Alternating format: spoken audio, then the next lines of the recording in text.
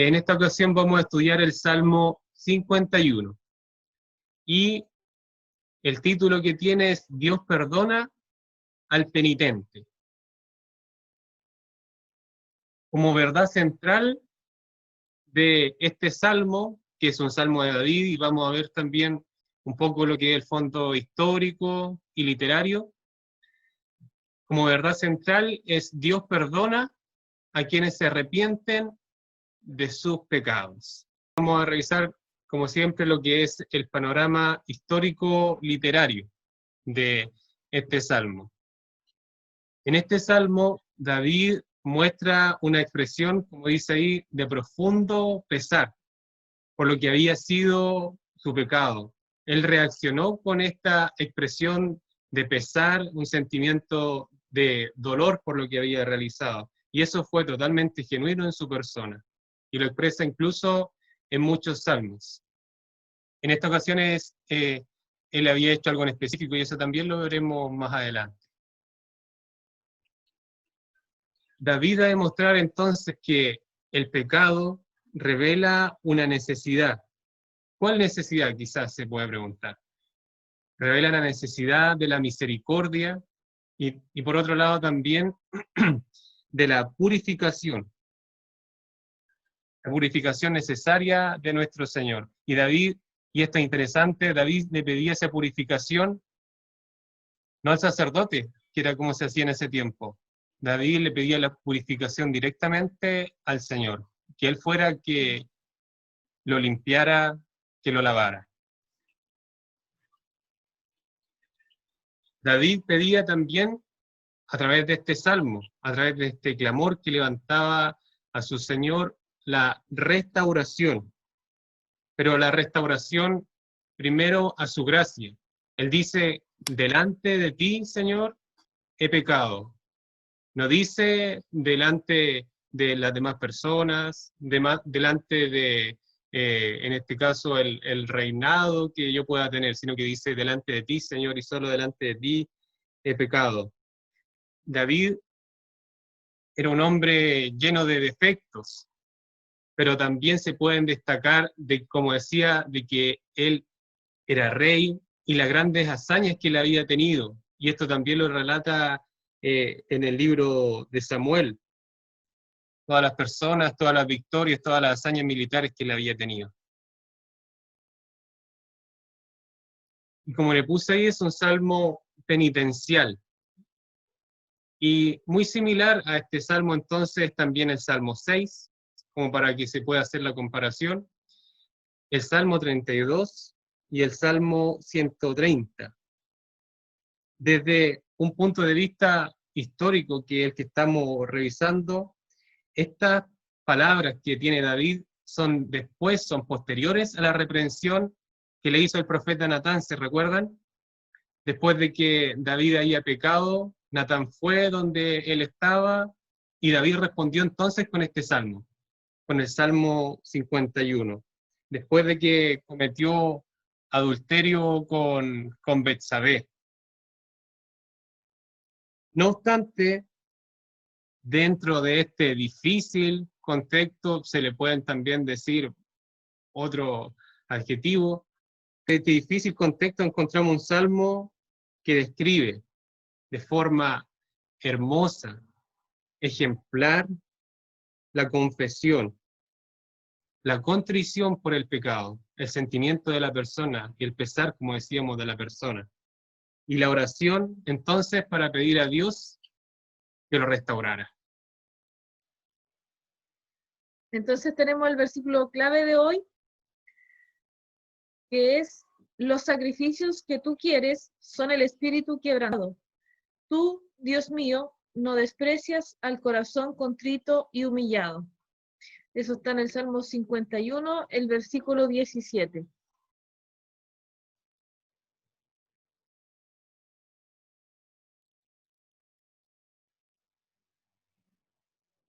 Aquí tenemos el bosquejo de la lección de hoy.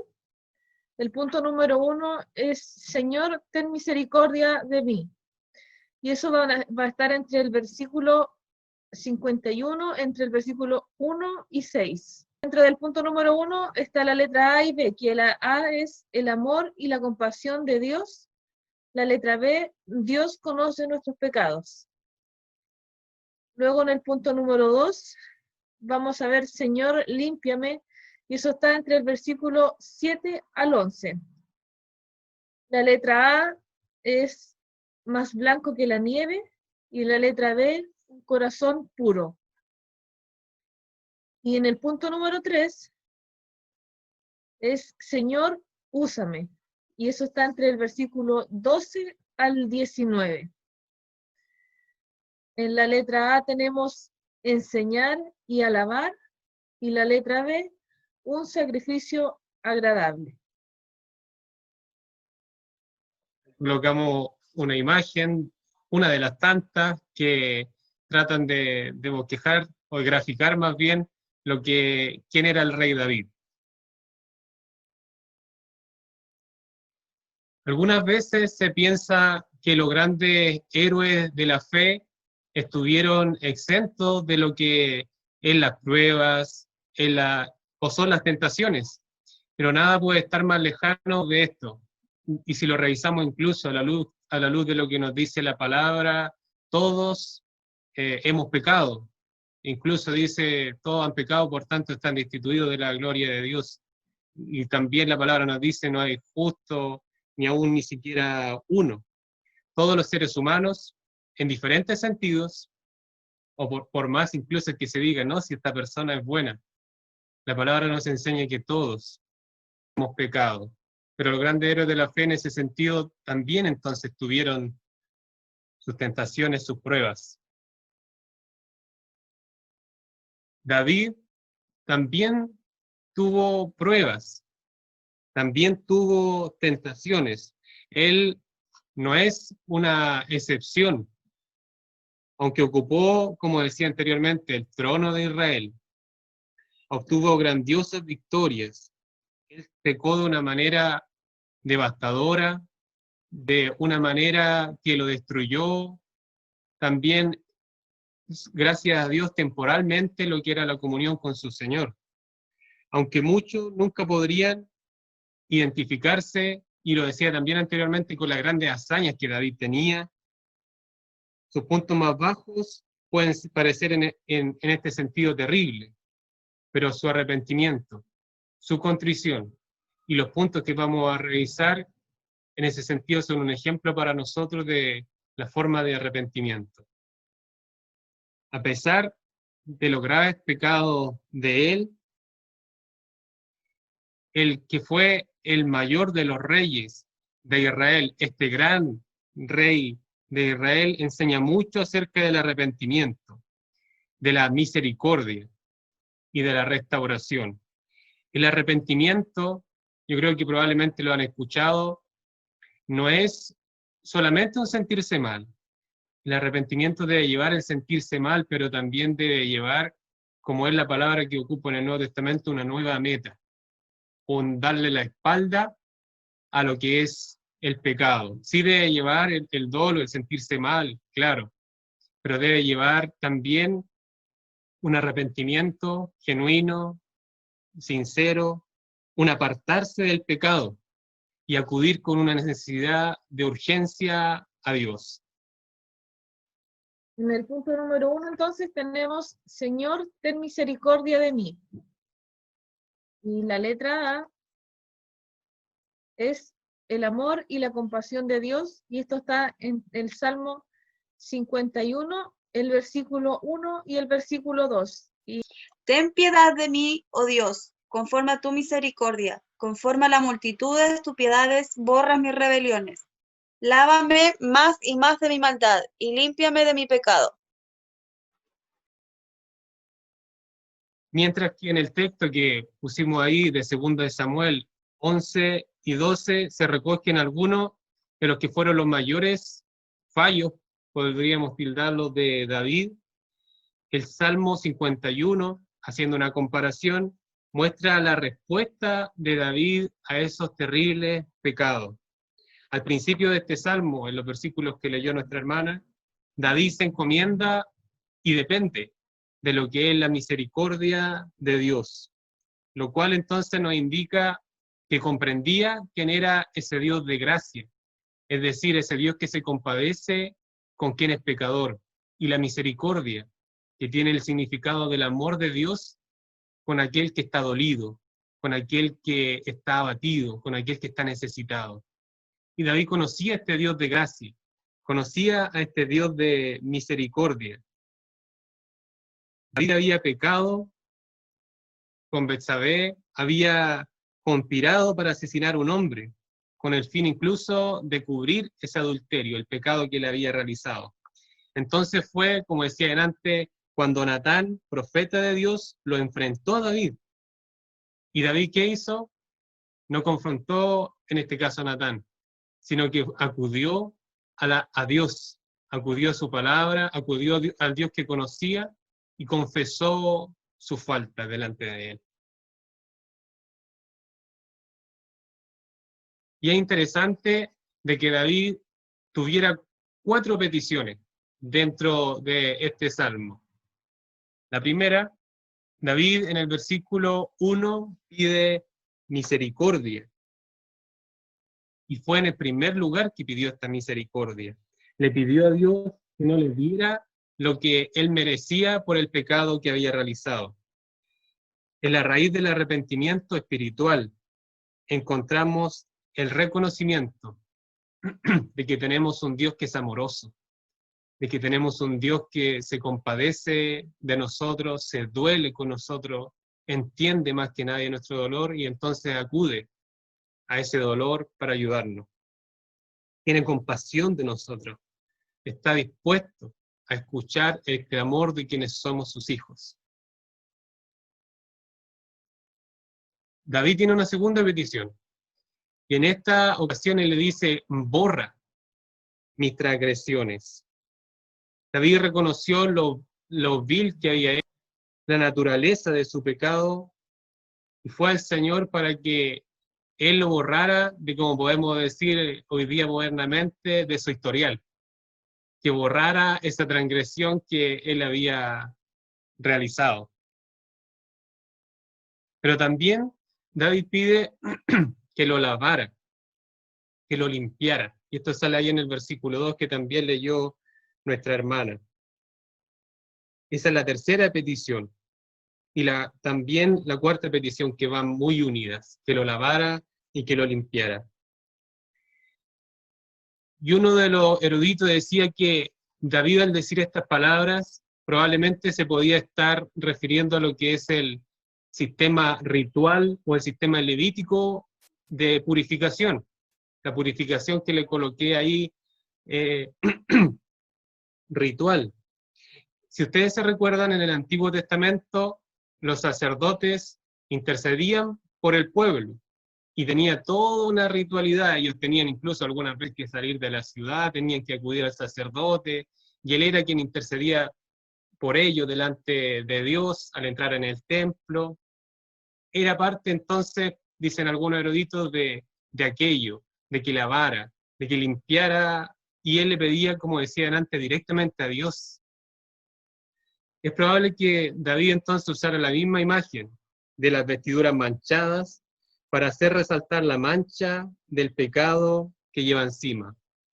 Y el versículo 2 insiste en que, por grande que sea el pecado, el amor y la compasión va a ser mucho más grande con el ser humano. Siempre son suficientes para purificar a la persona por su pecado. Preguntas de aplicación. Dice, ¿qué nos enseña el Salmo 51, 1 y 2, que acabamos de leer, a los cristianos acerca de lo que significa arrepentirse del pecado? Entonces, dentro del punto 1, tenemos la letra B, que es, Dios conoce nuestros pecados. Y eso está en el Salmo 51, ¿no es cierto? Entre el versículo 3 al 6. Reconozco que he sido rebelde. Mi pecado está siempre ante mis ojos. Contra ti, y solo contra ti, he pecado. Ante tus propios ojos he hecho lo malo. Eso justifica plenamente tu sentencia y demuestra que tu juicio es impecable. Mírame, yo fui formado en la maldad. Mi madre me concibió en pecado. Mírame, tú amas la verdad en lo íntimo. Haz que en lo secreto comprende tu sabiduría.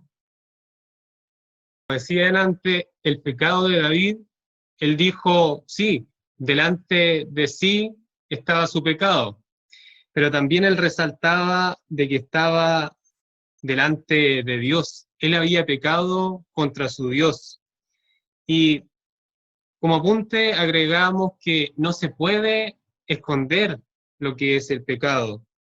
El pecado afecta, sí, a la persona en su interior y afecta como era en un principio, y esto lo narra también Génesis, la comunión que tiene la persona con su Dios. Lo aparta. Eso es lo que hace el pecado. Aparta, destruye, digamos, la unión que pueda existir entre el ser humano y su Señor, su Dios.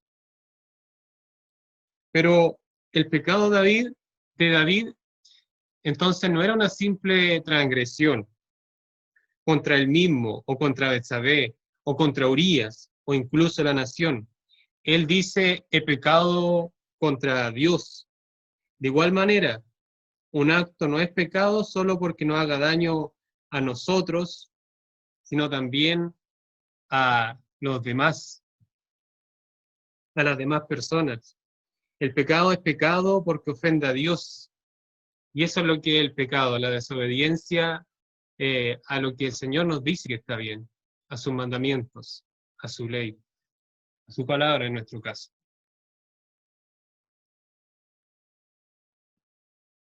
Pero David también reconocía de que Dios es justo y que Él es justo en sus juicios y en su ser. El juicio de Dios es justo, él decía en los versículos 4 y versículo 5. Él es nuestro creador y por ello debemos rendir cuentas a Él y debemos, como decía, someternos a los que son sus mandatos. Sin embargo, al igual que David, todos hemos sido pecadores desde nuestro nacimiento. Y si lo viéramos como en un tribunal, merecemos el juicio del Señor. De eso se trata también la justificación, de que el Señor nos ve en un lugar, digamos, en la silla de los culpables, pero Él nos trata de justos. Y eso es por su justicia. Eso es por el ser justo y por el juicio justo que hace nuestro Señor. Todos hemos sido pecadores, como decía, desde un principio, y merecemos el juicio. Necesitamos apoyarnos por completo en lo que es la misericordia del Señor. Y esto de forma constante, y también lo veremos que debe ser así más adelante. En 2 Samuel 11:27, David encubre su pecado y lo hace secreto, por así decirlo, durante algún tiempo. Y dicen los comentaristas, los estudiosos, que David probablemente encubrió ese pecado un año antes de que Natán lo enfrentara. Y solo entonces, y después de un año, se dio cuenta de que las verdades espirituales nos vienen de Dios mismo.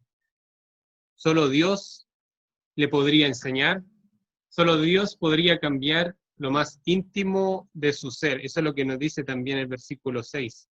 Solo Dios podía hacer que David se diera cuenta de la verdad. Y entonces Dios lo restauraría en su integridad, tanto como venimos diciendo, interna en su ser y también externa en relación con los demás. Entonces aquí tenemos otra pregunta de aplicación, que dice así: ¿por qué el arrepentimiento debe incluir el darnos cuenta de que hemos pecado contra Dios? Aquí tenemos verdades prácticas. El pecado se puede llevar al cristiano a caer en dos trampas. Uno, podría ser de que de tan agobiado que se siente por su transgresión, sea incapaz de recibir los dones de gracia y misericordia que Dios ofrece. Y por otro lado, también está después de recibir el perdón, podría desarrollar una obsesión con el pecado de las personas que lo rodean. Es decir, andar viendo el pecado tal vez donde incluso no lo hay. A eso se refiere con la obsesión. Y la otra es sentirse, el primer punto es sentirse como en demasiado de medro, por decirlo alguna vez, o incapaz de recibir los dones de gracia y misericordia del Señor por alguna situación que haya pasado. Puede existir esos extremos o esas, bien dicho, esas trampas, ya que son solamente imágenes que nosotros vemos y son parciales, son temporales, son irreales, si lo decimos de alguna forma. Ahora en el punto número 2 es, Señor, límpiame. Y tenemos la letra A, que dice, más blanco que la nieve. Y esto está entre el versículo 7 al 9. Purifícame de mis pecados y quedaré limpio. Lávame y quedaré más blanco que la nieve. Devuélveme la alegría, deja que me goce ahora que me has quebrantado. No sigas mirando mis pecados, quita la mancha de mi culpa. David entonces, en el versículo 7, ora por purificación. Después de confesar su pecado, él ora en este sentido porque Dios lo limpie, porque Dios lo purifique de su culpa, de manera que ocupe o que quede en un lugar, como él lo llama, más blanco que la nieve. Y los estudiosos dicen de que esto puede aludir al oficio del sacerdote bajo la ley. Si ustedes se recuerdan, las personas que eran declaradas inmundas, como los leprosos, delante lo decíamos, se presentaban delante del sacerdote para la purificación. El sacerdote, estando la persona en ese lugar, confirmaba cuando la persona estaba limpia, estaba pura. Y después de hacerlo, usaba el tallo de una planta que se llama hisopo. Y con el hisopo rociaba a la persona con sangre y agua. Y esta acción simbolizaba que la persona que antes estaba impura, por ese ritual, quedaba pura. Era declarada purificada delante del Señor. Y esto suena muy a Levítico, y está en ese libro, en los capítulos 13 y 14, si después lo gustan revisar. Pero también David pide que sea renovado su gozo y su alegría. Y esto sale en el versículo 8. David había perdido el gozo y la alegría por el peso de su pecado. Y el salmista ocupa aquí una imagen en la cual dice que sus huesos han quedado abatidos. Una manera de expresar el cómo él se sentía. La sensación que él tenía en cuanto a que su ser entero había sido reducido a polvo por el peso de la culpa con que se presentaba delante del Señor, en el versículo 8. David quería que fuera Dios quien renovara este gozo que le había perdido. Y él sabía, David sabía que Dios lo podía renovar de forma completa, su gozo, su alegría. Y esta alegría, sabemos, los que hemos creído en el Señor, que es una alegría completa, que es una alegría real, que no es solamente algo pasajero, ni una simple emoción. Es el estado de reposo, de satisfacción de estar bajo el cuidado de nuestro Señor. Alguien ha dicho que el verdadero gozo espiritual no es posible si no estamos conscientes de haber recibido el perdón de Dios. Es decir, Dios nos perdona en primera instancia. Y por eso entonces viene el gozo de que Él nos ha perdonado, de que Él nos ha salvado. Ese es el gozo verdadero de la persona. Y por ello también la importancia de cultivar, como venimos aprendiendo esa palabra, en este caso del arrepentimiento, de pedir al Señor el perdón, de pedir al Señor que nos restaure y tener esa necesidad, incluso que forme parte siempre de nuestras oraciones. Pero también pide que borre y esconda su rostro de esos pecados. Y él dice que solamente Dios puede hacer eso. Y esto nos recuerda mucho lo que él dice en el versículo 1. David quería que Dios eliminara, que Dios borrara sus pecados.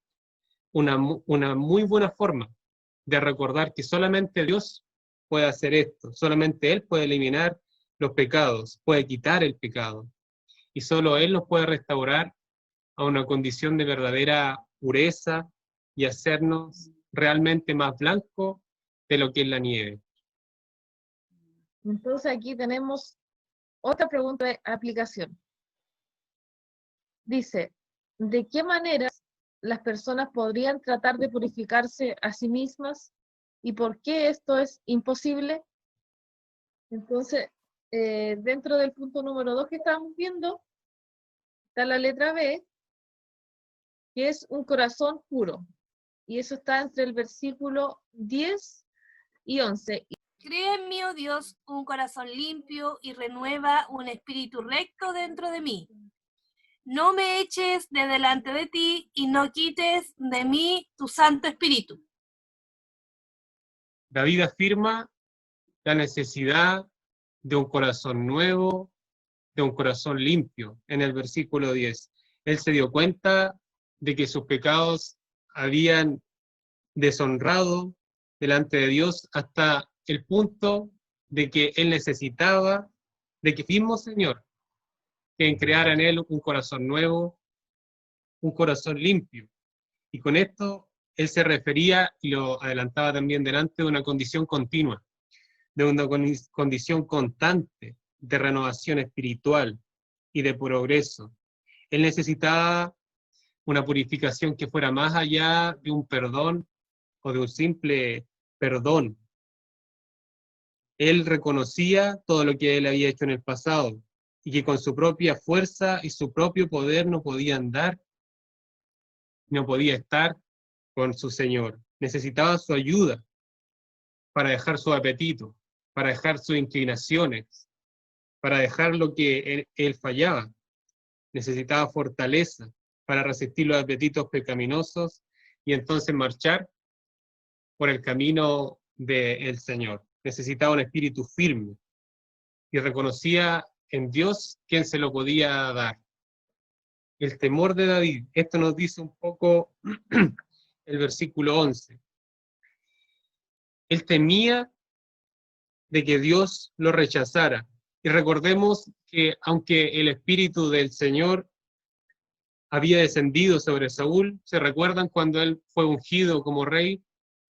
El espíritu del Señor venía sobre la persona, o incluso también lo narra muy bien el libro de los jueces. Aunque Saúl había tenido el espíritu del Señor, ese espíritu del Señor se apartó de él. Y esto es muy diferente a la luz de lo que nosotros conocemos hoy en día. El espíritu del Señor mora dentro de nosotros y nosotros somos su templo. Eso es lo que nos dice la palabra. Él mora en nosotros. Pero más aún, y aún teniendo el espíritu del Señor obrando en nuestra vida, en nuestro actuar, sí podemos sacar el principio que David nos enseña en esta hora de tener temor. De tener temor quizás no de que se aparte, pero sí si nos recordamos el Espíritu del Señor o el Espíritu de Dios, el Espíritu Santo, se contrita, se siente tal como una persona. Entonces en ese sentido debe haber temor, porque por ese sentimiento que podemos provocar también en su persona, en su ser. Dios honra el arrepentimiento y cómo David se arrepiente en humillación. David lamentó su pecado y estuvo dispuesto a humillarse, como decimos nosotros, a derramar su ser delante del Señor. Cuando nosotros, esto es una verdad para nosotros, cuando nosotros hacemos esto mismo, el resultado es un corazón puro y un espíritu firmemente entregado a Él y a hacer su voluntad, a hacer su obra. Aquí tenemos otra pregunta para poder aplicar. Y dice, ¿Cuáles pasos podemos dar cada día para tener una vida de arrepentimiento y de renovación espiritual? Ahora vamos al punto número 3, que es, Señor, úsame. En la letra A tenemos para enseñar y alabar. Esto está entre el versículo 12 al 15. Vuélveme el gozo de tu salvación, y espíritu noble me sustente. Entonces enseñaré a los transgresores tus caminos, y a los pecadores se convertirán a ti, y los pecadores se convertirán a ti. Líbrame de homicidios, oh Dios, Dios de mi salvación. Cantará mi lengua tu justicia. Señor, abre mis labios, y publicará mi boca tu alabanza. Amén. David pedía restauración, pero él ponía una condición también muy importante. Él decía, cuando tú me restaures, Señor, entonces yo podré enseñar a aquellos que en algún momento quebranten tus mandamientos, tus mandatos. Yo les enseñaré, podríamos interpretarlo, que decía David, cómo arrepentirse. Yo le enseñaré a las personas cómo arrepentirse. Y de cierta forma nosotros mismos nos está enseñando en ese mismo sentir. De manera que tomando lo que decía David, él le enseñara a cómo podrían arrepentirse de sus pecados y recibir la restauración de Dios. Y eso nos dice el versículo 13. David pide que lo libre también de homicidios. Y esto sale en el versículo 14. Y los comentaristas decían que en ese versículo se podía estar refiriendo a lo que David había hecho anteriormente, también lo comentábamos con Urías. Y nos recuerda que David cometió un pecado que tuvo como resultado la vida de una persona que era inocente, incluso delante de Dios. Y un pecado así merecía la pena de muerte en ese tiempo. Sin embargo, Dios fue bondadoso y misericordioso. Y esto sale en 2 Samuel 12:13, lo cual hace que la declaración de alabanza de David fuera totalmente adecuada en el versículo 15. David dice, el Señor entonces será quien me librará. Y el libro de los Salmos es un registro entonces de enseñanza de David. Y también nos enseña a nosotros hoy de la misericordia de Dios sobre sus hijos para librarnos del pecado. Al mismo tiempo que es una respuesta. David nos enseña cómo debemos responder ante aquella misericordia. Y hay otra pregunta que dice, ¿es nuestra prioridad adorar a Dios por su misericordia? Y la otra dice, ¿de qué manera podría ocupar esto una mayor prioridad? Vamos al punto número 3, que es, Señor, úsame, la letra B, que es un sacrificio agradable. Y esto está entre el versículo 16 al 19. Y Porque no quieres sacrificio, que yo lo daría, no quieres holocausto. Los sacrificios de Dios son el espíritu quebrantado, el corazón contrito y humillado no desprecia tú, oh Dios. Más bien con tu benevolencia, haz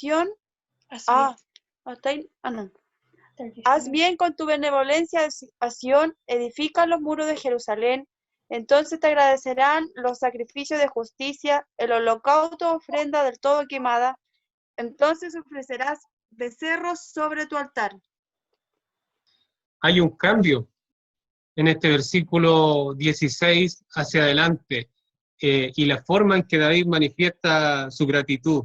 Hasta el punto que vamos avanzando hasta los versículos anteriores, David había mostrado una gratitud por la restauración que el Señor le había entregado y enseñado a otros cómo evitar las trampas que llevan al pecado. Él lo decía, y enseñaré a las demás personas. Sin embargo, también hay otra forma de manifestar esta gratitud.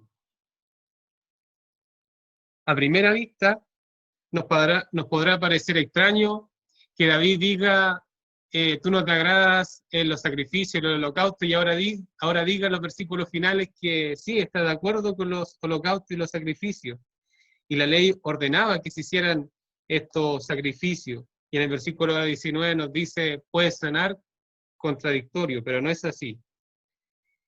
El sacrificio, dice David, que le agrada, que le complace a Dios, es un espíritu quebrantado y un corazón, y delante decía la palabra, contrito, un corazón humillado, necesitado de Él. David no menospreció ni le negó la importancia a lo que es el sistema ritual de sacrificio.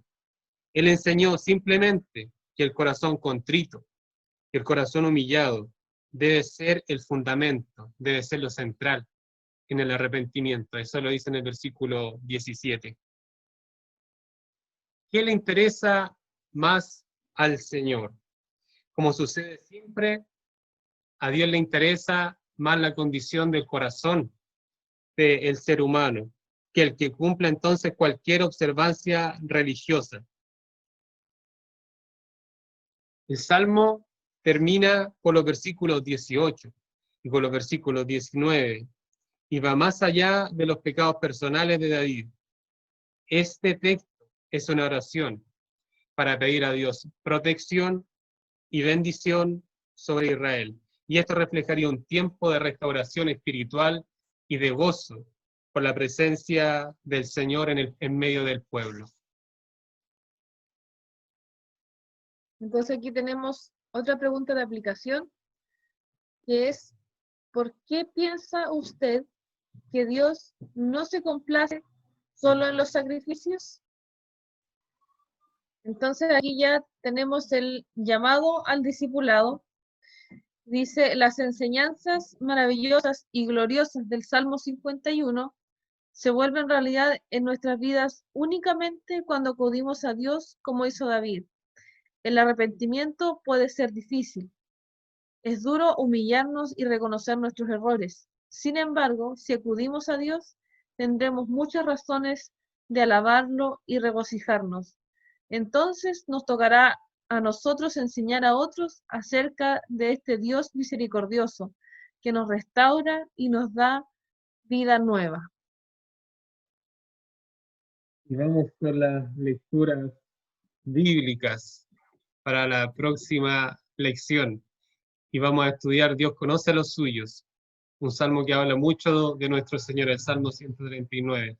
Y ahí les dejamos la lectura para la próxima semana.